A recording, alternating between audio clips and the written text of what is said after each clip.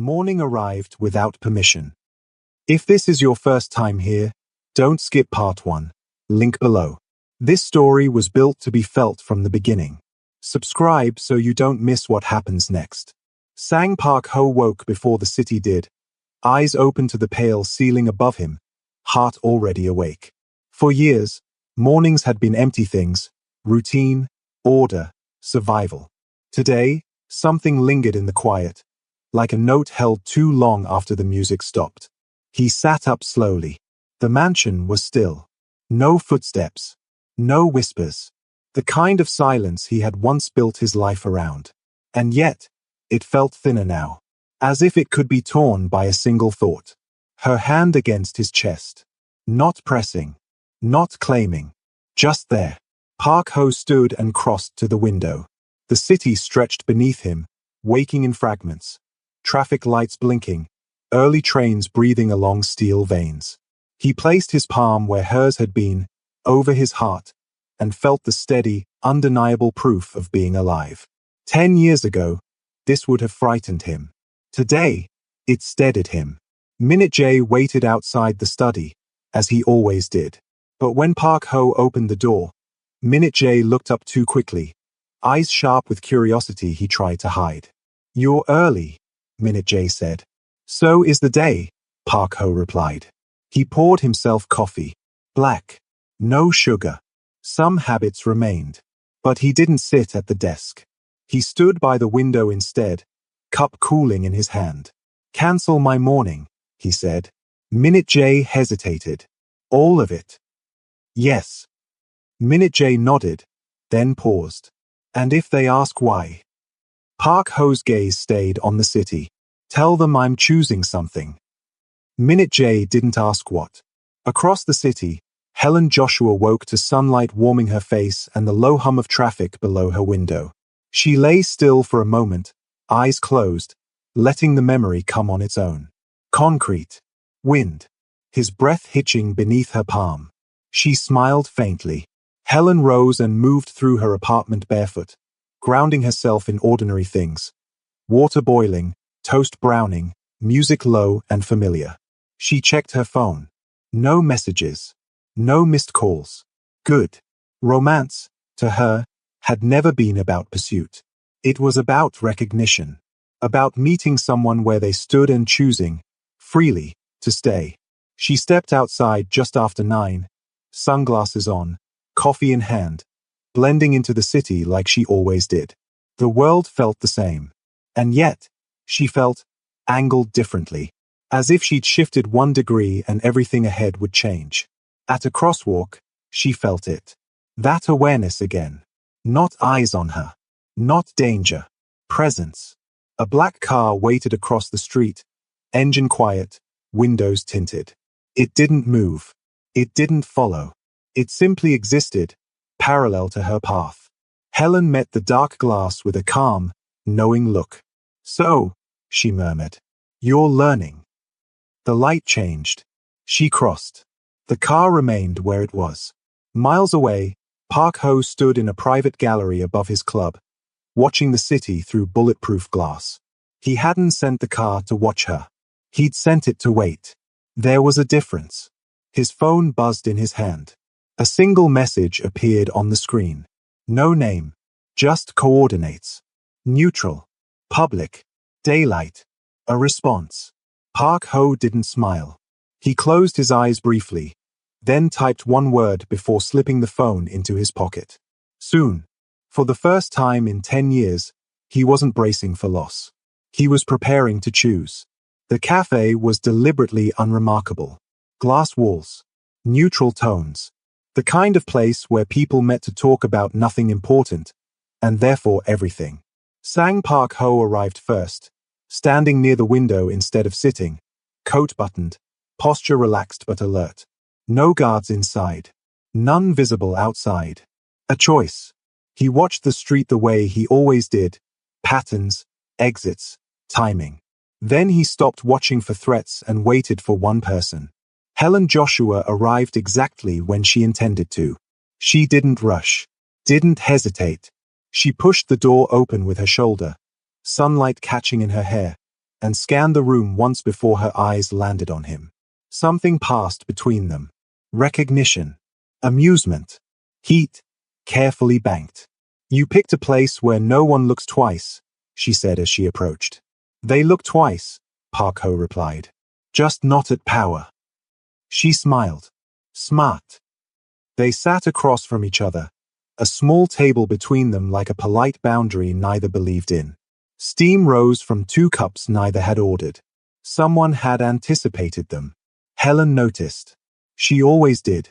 So, she said, wrapping her hands around the mug without drinking. Is this the part where you explain the rules? No, Park Ho said.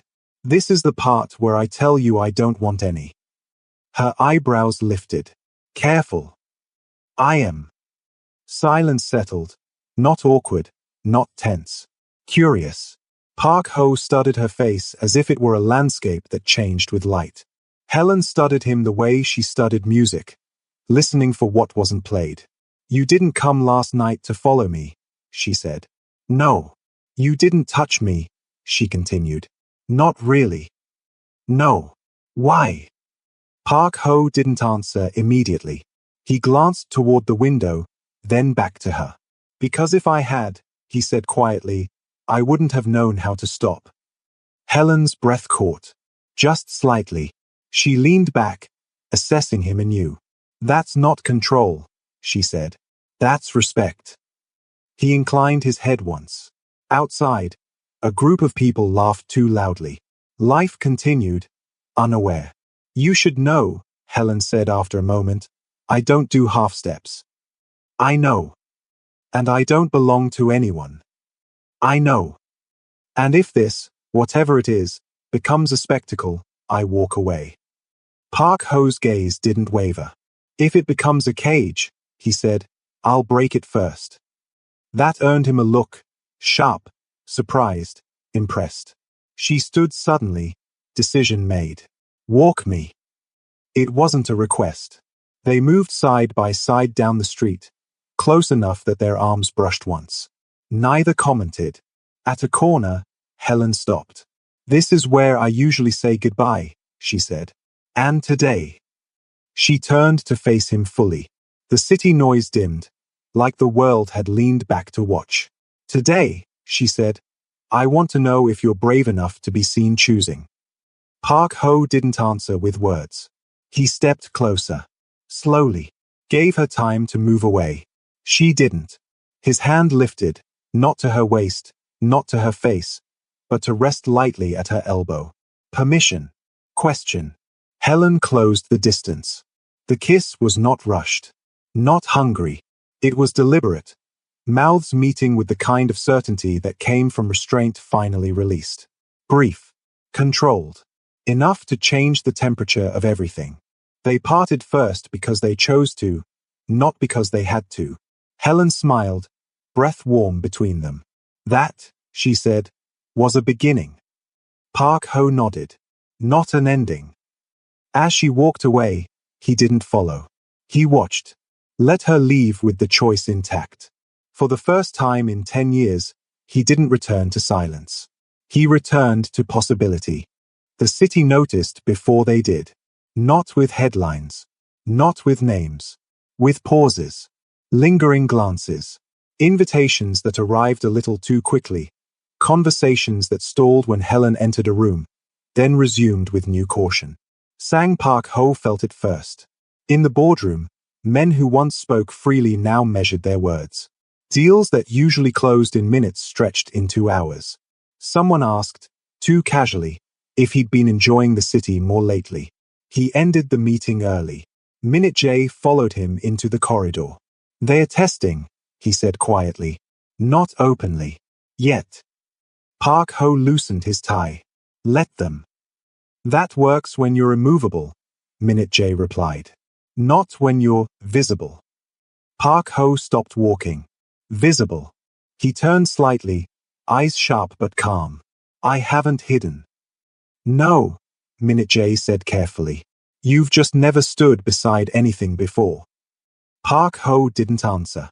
He dismissed Minute J with a look and entered his private office, closing the door behind him. The city shimmered beyond the glass, alive and impatient. He thought of the kiss. Not the contact, but the restraint afterward. The way she'd stepped back and left him standing there, choice intact, dignity untouched. He wanted to see her. Across the city, Helen Joshua was rehearsing with the windows open, music spilling into the street below. Movement came easily today, fluid, grounded, unforced. Her body remembered what her mind had already decided. This mattered. She stopped mid-step when her phone buzzed. Unknown number. She smiled to herself before answering. "You're thinking loudly." "I'm nearby," Park Ho said. "And I don't want a room full of eyes." She considered. "There's a bookstore on 7th. Old floors. Loud stairs. People mind their business." "I know it." "Then meet me there," she said. "No cars." A pause. "Then, I'll walk." When he arrived, she was already inside, fingers trailing along spines like she was reading with her hands. The place smelled like paper and dust and quiet agreement. "You look different," she said without turning. "So do you." She faced him then. No armor. No performance. Just warmth edged with clarity. "This," she said, gesturing lightly between them, "is where it gets complicated." Park Ho nodded. "That's why I came." They wandered the aisles together, close but not touching. Words mattered here. So did silence. "People will assume things," Helen said. "They always do." "They'll assume ownership," Park Ho replied. Her gaze sharpened. And they'll be wrong." She stopped walking. He stopped with her. "I don't want to be protected," she said. "I want to be chosen. Every time." "You will be," he said. "Even when it's inconvenient." Her breath hitched, just slightly. She reached for him then. Not his hand, not his chest, but the sleeve of his coat. Grounding.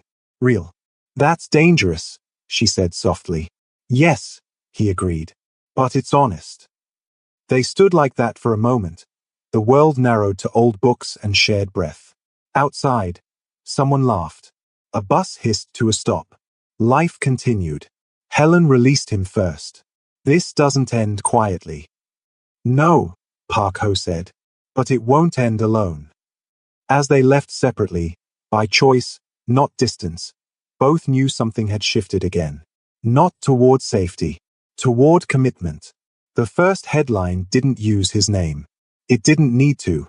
A blurred photo circulated by mid-morning. Two figures at a cafe window, faces half-turned, bodies angled toward each other with unmistakable intent. The caption was careful. "Curious. Dangerous. Power is shifting." Sang Park Ho read it once. Then again. Minute J stood across from him, tablet in hand, expression controlled but tense. "It's spreading," he said. "Private channels first. Now public ones are circling." Park Ho set the tablet down. "Is her name mentioned?" "No." "Good. That won't last." Park Ho rose and crossed to the window. The city looked no different. That was the problem. "They'll look for leverage," Minute J continued. "People always do." "They won't find it," Park Ho said. Minute J hesitated. "Sir, caring is leverage." Park Ho turned. His voice was calm. "Only if I pretend it's weakness." Across the city, Helen Joshua saw the photo while waiting for coffee. A stranger beside her angled their phone just enough for her to notice. The image was unmistakable. The implication louder than the pixels. Helen didn't flinch. She paid for her drink, took it to the window, and watched the street like it was a stage she refused to perform on. Her phone buzzed. "We should talk." She replied immediately. "We are. Just not in public." Minutes later, Park Ho's car stopped 1 block from her building. She didn't get in right away. She finished her coffee. Then she opened the door and slid inside like she'd done it 1,000 times. He was already there. "You saw it," he said. "Yes." "And?" She met his gaze. "I won't disappear." He exhaled slowly. "I wouldn't ask you to." Good, she said, because that would be the end. Silence filled the car, not strained. Honest. They'll escalate, Park Ho said. Not with you. Around you. Helen nodded. Then we decide how close they get. He studied her face. Not to protect. To understand. This doesn't change what I want, he said. What do you want? She asked. To choose you publicly, he replied. Without turning you into a shield. Helen considered that.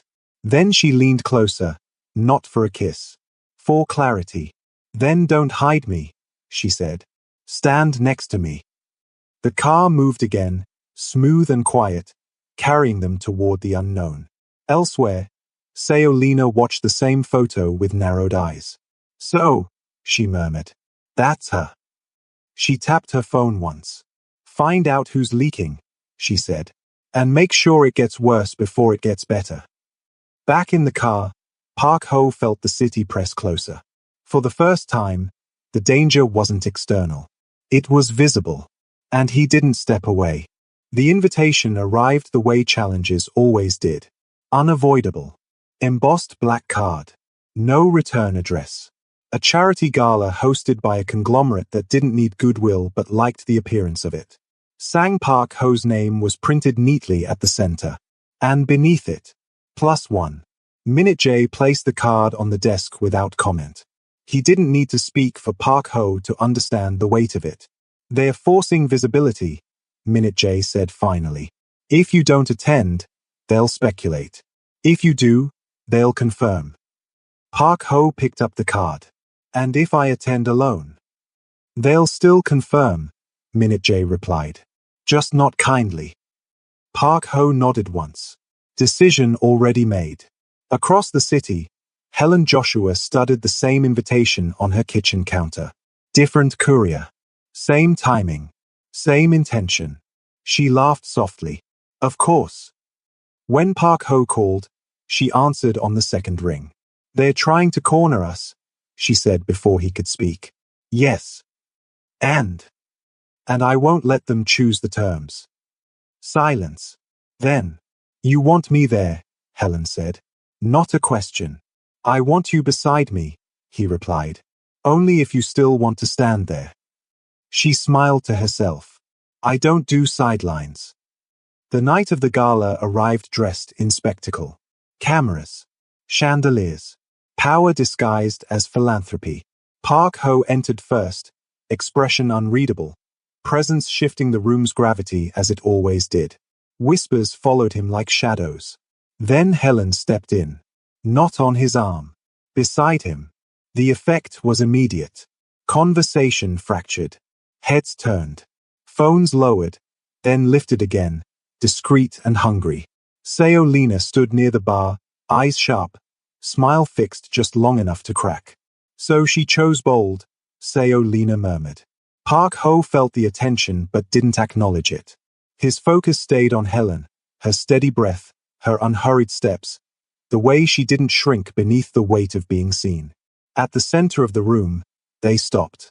Helen leaned in slightly. This is where they expect you to lead. Park Ho glanced down at her. This is where we do. He offered his arm, not as possession, but as partnership. She took it. The room inhaled. They moved through the space together, answering questions without answering them, existing without explanation. When a reporter pushed too close, Park Ho's gaze ended the attempt. When a donor commented too sweetly, Helen smiled just enough to remind them she heard everything.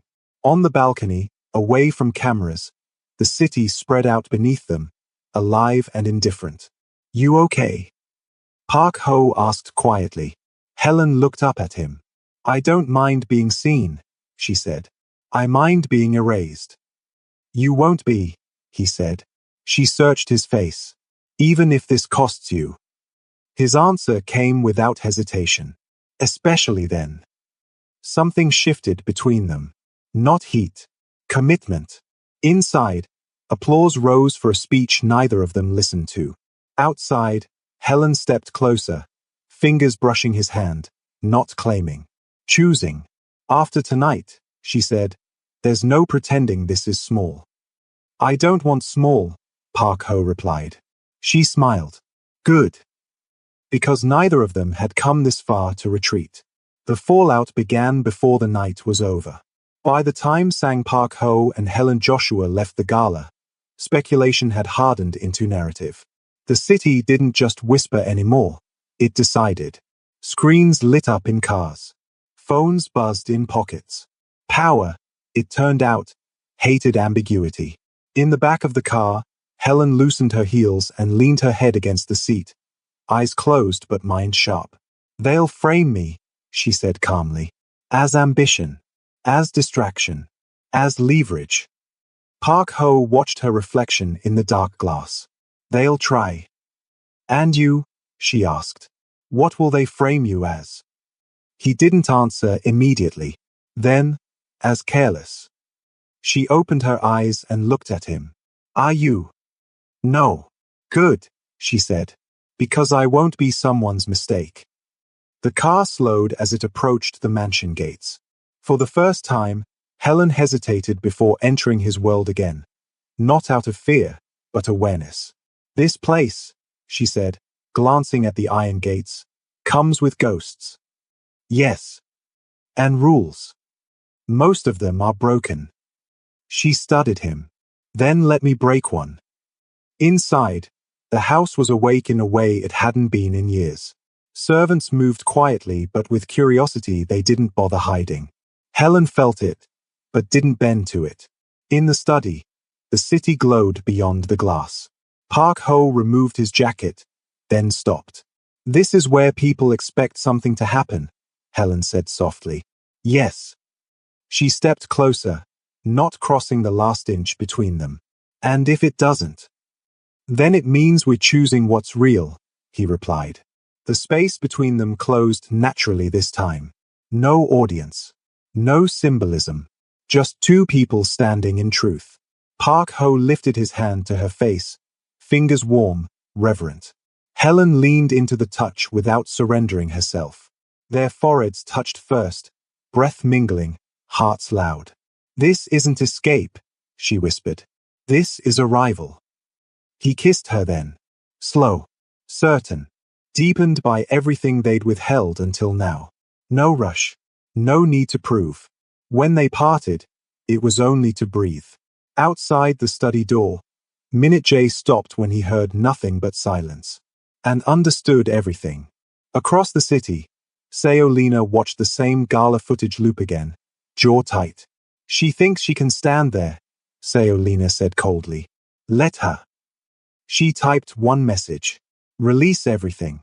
Back in the mansion, Helen rested her forehead against Park Ho's chest, listening to the rhythm she'd awakened. Tomorrow will be ugly, she said. Yes. And you'll still choose me. Park Ho's answer was immediate. I already have. Thunder rolled faintly in the distance, not a warning. A promise. The storm arrived dressed as truth. By morning, the city had chosen its villain and its fascination. Screens across cafes, offices, and private lounges replayed the same images. The gala, the balcony, the way Sang Park Ho had stood beside Helen Joshua without apology. Commentary followed quickly, sharpened into speculation. Influence. Distraction. Weakness disguised as romance. Inside the mansion, Park Ho listened without reacting. Minute J stood near the desk, reports stacked neatly, voice controlled but tight. They've connected her to you publicly now. Not by name in every outlet, but enough that it won't matter. And the source? Park Ho asked. Multiple drops, Minute J replied. But the timing suggests coordination. Park Ho nodded once. Contain what can be contained. Leave the rest. Minute J hesitated. Sir, some of this isn't about you. I know, Park Ho said. That's why it ends with me. Across the city, Helen Joshua sat at her kitchen table, phone face down, sunlight cutting clean lines across the floor. She hadn't watched the clips. She didn't need to. She'd lived long enough to recognize when curiosity turned predatory. A knock sounded at her door. She didn't flinch. When she opened it, Park Ho stood there alone. No guards. No car waiting outside. Just him. You walked, she said. Yes. She stepped aside without comment. He entered her space the same way he entered everything now, with care. They are circling, she said. Tighter than before. I know. And you came anyway. I chose you yesterday, he replied. I don't reverse decisions under pressure. She studied his face, searching for cracks. Found none. They'll ask me to disappear, Helen said quietly, to make this easier for you. They already have, Park Ho replied. Her eyes lifted sharply. And I said no. Silence settled between them, heavy but steady. This is the part where people expect sacrifice, Helen said. Yes. And usually, she continued, it's the woman who pays. Park Ho stepped closer, not to persuade, not to claim. Just to be present. Not this time, he said. Not you. She let out a slow breath she hadn't realized she'd been holding. Then she nodded once. Okay, she said. Then we end it properly. By afternoon, Park Ho stood before a room full of men who had never questioned him before.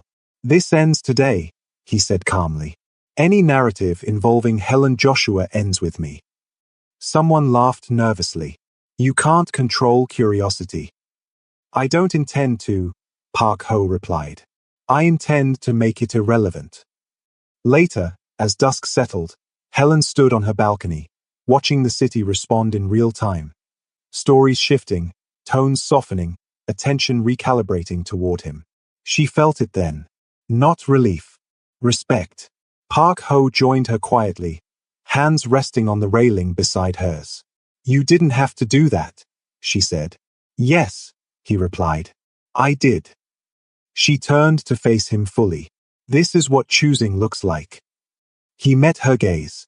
This is what staying looks like. They stood there together as the city adjusted, not because it was kind, but because power had spoken clearly. And for the first time, Helen didn't feel watched. She felt seen. The city learned how to be quiet again. Not silent, never silent, but respectful, recalibrated. Stories moved on. Attention shifted. Power, having tested its limits, retreated to safer games. Sang Park Ho remained exactly where he had always been. Only now, he was no longer alone inside it. Morning light filled the mansion differently these days. It didn't stop at the windows. It carried through the halls, softened the corners, lingered. Park Ho stood in the kitchen, an unused space for years, watching Helen move barefoot across the marble floor like she had every right to be there. She did. You're staring, she said without looking at him, pouring coffee. I'm observing, he replied. She smiled. Careful. You're going to forget how to be dangerous. He stepped closer, hands resting lightly at her waist. I remember exactly how. She leaned back into him, easy, unguarded. Not owned. Not protected. Chosen. Later, they walked the city together in daylight. No cars. No distance. Just two people moving at the same pace. Some recognized him. Some recognized her. Most recognized the certainty between them and looked away. At the edge of a quiet park, Helen stopped. This is where stories usually end, she said. Yes, Park Ho agreed. With resolution. And promises, she added. Big ones. Loud ones. He turned to face her fully. I don't make loud promises. I know, she said. That's why I stayed. He reached into his coat and removed something small. Not jewelry. Not a symbol meant for display. A key. She looked at it, then at him. It opens the east wing, he said. The one that's been closed for 10 years. Helen's breath caught, not from sentiment, but from understanding. You're not asking me to move in, she said softly. No, he replied. I'm asking you to walk in, when you choose to, and leave when you choose not to. She took the key. That, she said, might be the most romantic thing you could have done. He smiled then, fully, unrestrained. That night, the mansion filled with music, not loud, not curated, real. Helen danced in the open space of the living room, movement-free and unperformed. Park Ho watched for a moment, then joined her. Not leading, following. Their bodies moved together easily now, without tension, without proving. When she rested her head against his chest, it wasn't to awaken him. It was because he was already there. Outside, the city continued, unaware that something rare had concluded quietly above it. Not a conquest. Not a rescue. A choice. 10 years ago, Sang Park Ho had built a life around silence to survive. Now, standing in the middle of it with Helen's hand in his, he understood the truth he had avoided. He hadn't been dead. He had been waiting. And she hadn't saved him. She had danced him back to himself. Thank you so much for watching part 2. If you enjoyed the journey, please like, subscribe, and share. Until next time.